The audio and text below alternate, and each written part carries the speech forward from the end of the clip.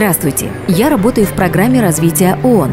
В мои задачи входит координация усилий и распространение информации для предотвращения сексуальной эксплуатации и насилия.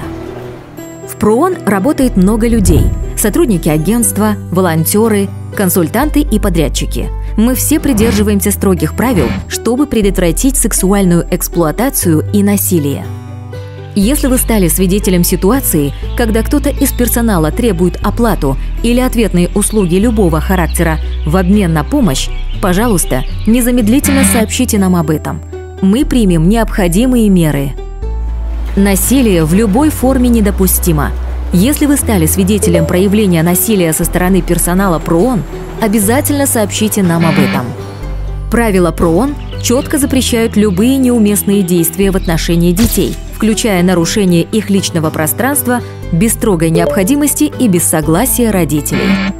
Вместе мы сможем обеспечить безопасное и уважительное рабочее пространство для всех.